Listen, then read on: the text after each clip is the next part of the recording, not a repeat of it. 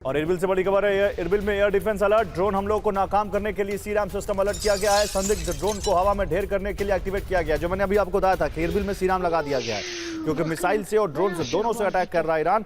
तो मिसाइल और ड्रोन दोनों को इंटरसेप्ट करने के लिए यहां पर एक्टिवेट कर दिए गए हैं सीराम डिफेंस सिस्टम इरबिल में।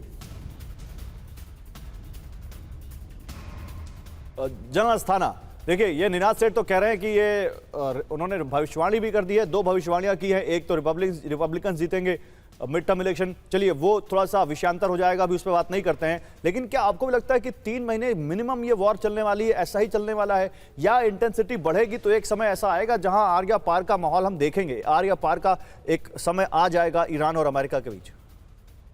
देखिए, अमेरिका के पास जो इतनी जिसे बोलना है सहन शक्ति नहीं है कि वो इतना लंबा इसको खींच जाए। हाँ, क्योंकि ईरान खींच सकता है। ईरान, अगर आपको याद हो, अफगानिस्तान अगर 20 साल लड़ाई खींच सकता है तो ईरान में अफगानिस्तान से कहीं ज़्यादा ताकत है, वो इसको लंबा खींच सकते हैं। सिर्फ उन्हें क्योंकि उनके पास एमुनिशन कम हो जाएगा तो वो इंटेंसिटी कम कर देंगे। लेकिन एक एसिमेट्रिक एडवांटेज ईरान के पास ये है कि अगर वो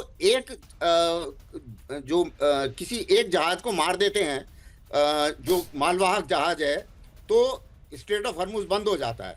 लेकिन उसको खोलने के लिए अमेरिका को 13 आइलैंड कैप्चर करने पड़ेंगे, कोस्ट लाइन कैप्चर करनी पड़ेगी, जो उसमें ताकत नहीं है, जिसके लिए ग्राउंड ऑपरेशन, लैंड ऑपरेशन चाहिए। तो एक एसिमेट्रिक एडवांटेज ईरान कैरी कर रहा है। उस कारण से अमेरिका के पास में इतना ज्यादा रेजिलियंस नहीं है इस मामले में, पहली बात।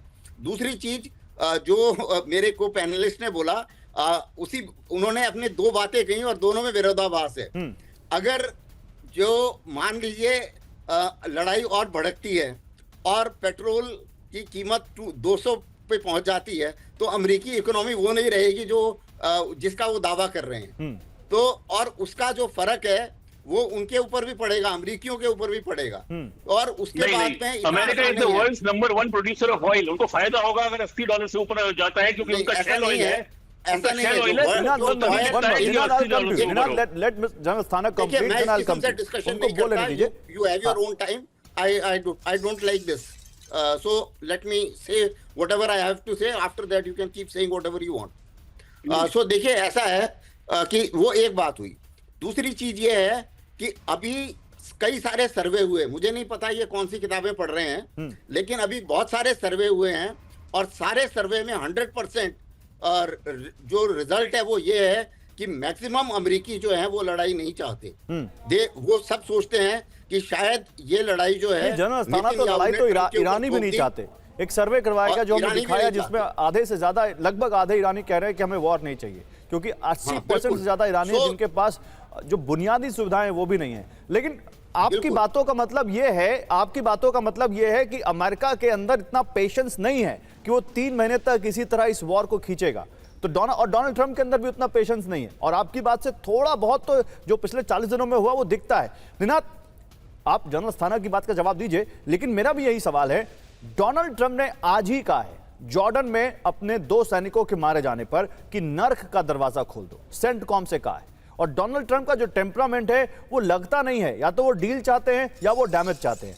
तो 3 महीने तक डोनाल्ड ट्रंप खींचेंगे और अमेरिका का जो फिर वो नैरेटिव जो है कि अमेरिका ईरान जैसे देश में इतना लंबा वॉर खींच रहा है, फिर वो तो उनके अगेंस्ट जाएगा ना।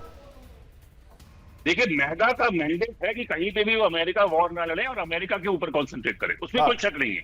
लेकिन दिक्कत यह है कि अब अगर वो निकलते हैं और हार हो जाती है तो उनके लिए बहुत ज्यादा उल्टा पड़ जाएगा, जैसे वियतनाम में अमेरिका हारा था। तो इसीलिए एक तरह से ना चाहते हुए भी इस लड़ाई को अमेरिका खींचेगा। मेरे को लगता है कि 3 महीने तक तो कम से कम खींचेगा, जब तक वो ये नहीं कह सके, जिसको कहते हैं कि कोई सेविंग फेस आए, या तो वो मुश्तबा के जो सक्सेसर हैं मुश्तबा उनको मार सके, या ईरानियन रिवोल्यूशनरी गार्ड को सचमुच थोड़ा सा वीक कर सके। उसके पहले बिना एस्केप के अमेरिका को ये लड़ाई ना चाहते हुए भी लड़नी ही पड़ेगी। यही वॉर का लॉजिक होता है कि simplest thing is difficult, everything looks simple but the simplest thing is difficult in war. ठीक है, तो आप क्या कह रहे हैं कि ये 3 महीने जाएगा? 3 महीने से ज्यादा भी जा सकता है। 3 महीने से ज्यादा भी जा सकता है। चलिए ठीक है, आप दोनों के व्यूज का रिस्पेक्ट है।